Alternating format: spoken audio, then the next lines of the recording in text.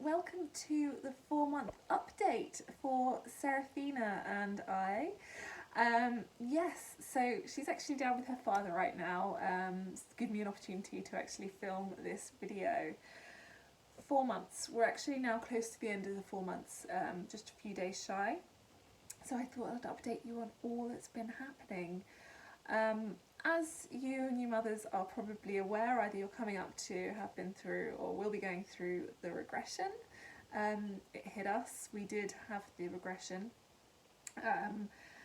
And basically what happens is your gorgeous child, who you've spent the first 3.5 months getting used to, and you finally start to see them leveling up, as it were. They're sleeping a lot more, they're just becoming more and more adorable, and you just love them to pieces. And then all of a sudden, overnight, they become cranky, they're crying all the time again, their sleep goes back to being like a newborn, and you're like, what's just happened to my child?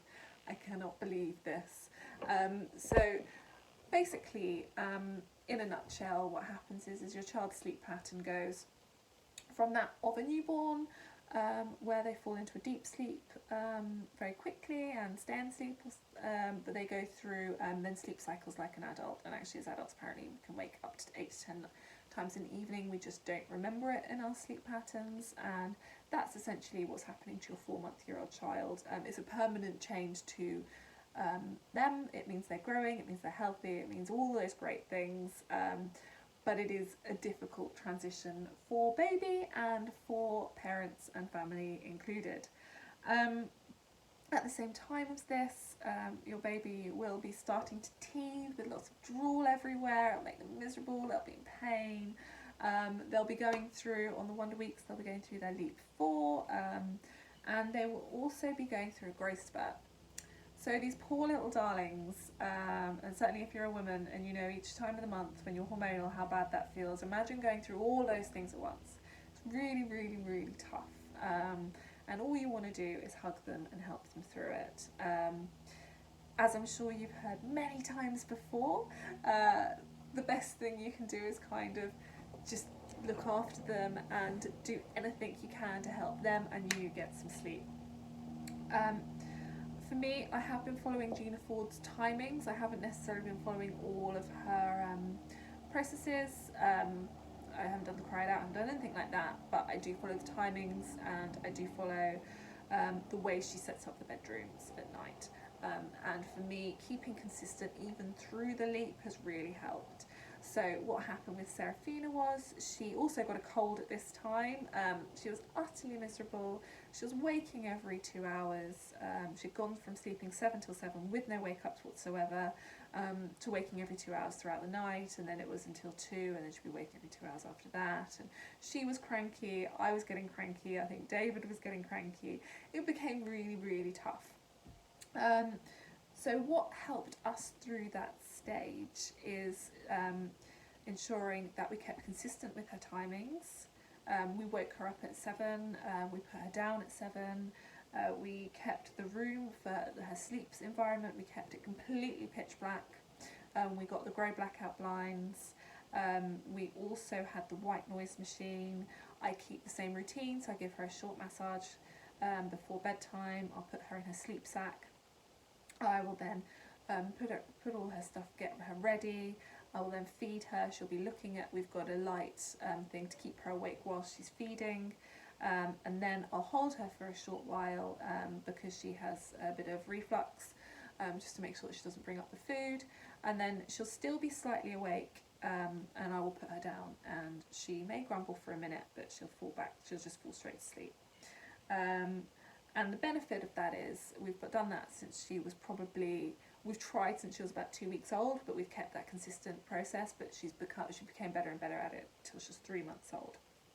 And the benefits of being really consistent means that when we hit the regression, yes, it was difficult for her, but she very quickly fell back into the self-soothing that she learnt in the first few months of her life. And it's never too late to start those things. She sucks her hand, and she also sucks her feet.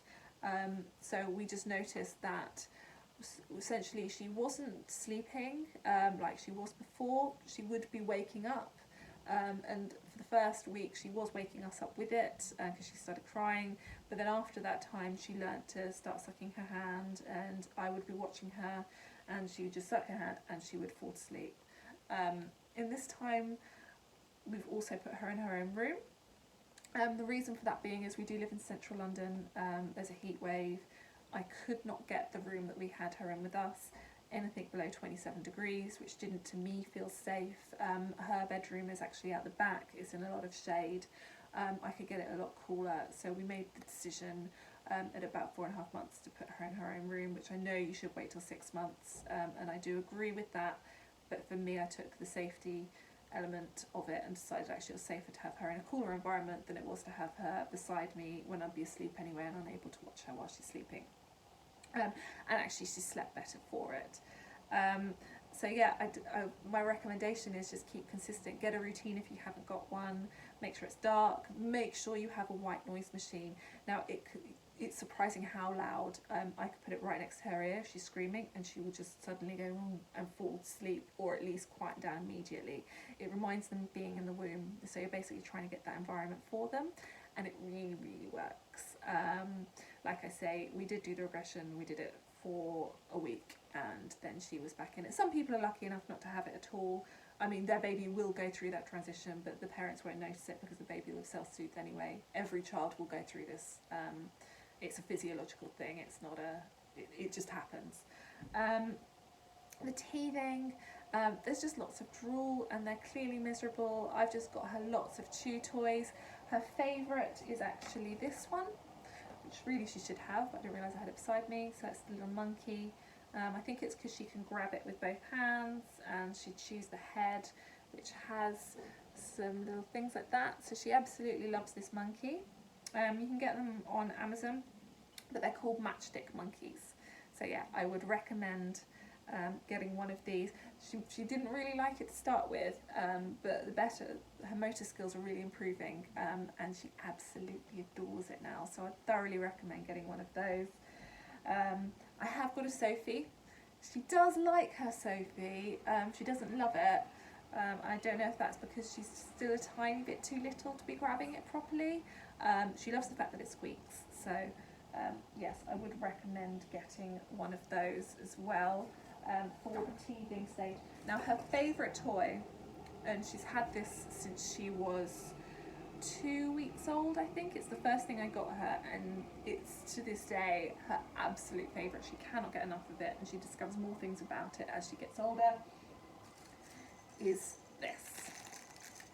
She will stare at it hanging in her pram, she'll just play with it, or she'll pull it down. It's got crinkly wings, we call him Buzzy Butterfly, squeaks, and she'll just chew it, and it's obviously a rattle as well. So yeah, this is a Jellycat one. I think you can get them on the Jellycat website. We got them in the shop locally. Unfortunately, I stopped stocking them now because I want to get a spare one just in case anything happens to this one because she loves it so much.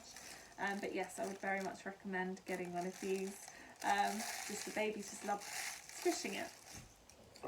Yeah, we did have a sleepyhead, but excitingly in the last week and a half to 2 weeks, she's actually started rolling.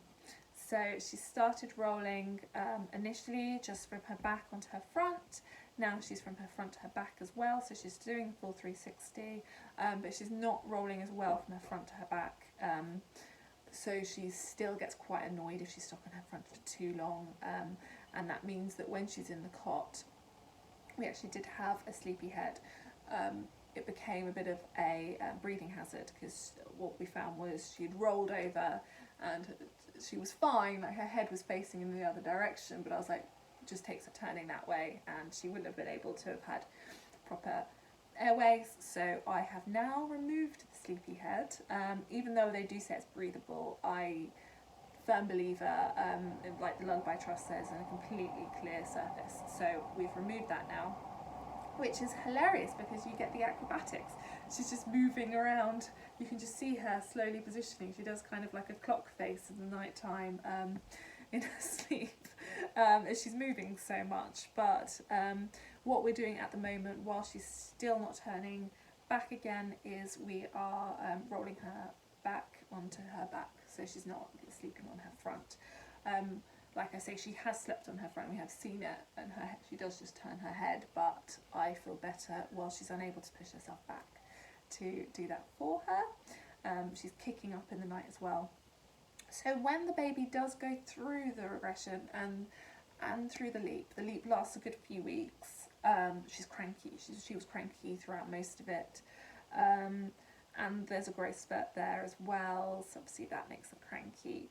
And we got to the end of it on our holiday, and she just, we kind of compare it to gameplay. She leveled up.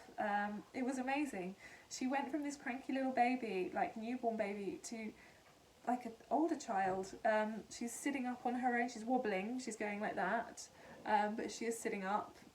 She's rolling all over the place. She's a lot more happy. She's such a happy little girl. I'm so blessed to have her in my life. But yeah, it's incredible. So if you are going through it, there is a light at the end of the tunnel, I promise you, and it's worth every minute of lack of sleep, every crying, every, you know, the afternoon crying that we had with her was a nightmare. But it's totally worth it. The way she looks and smiles, and she's so much more reactive, and she's playing with her, engaging with her toys, engaging with us better as well.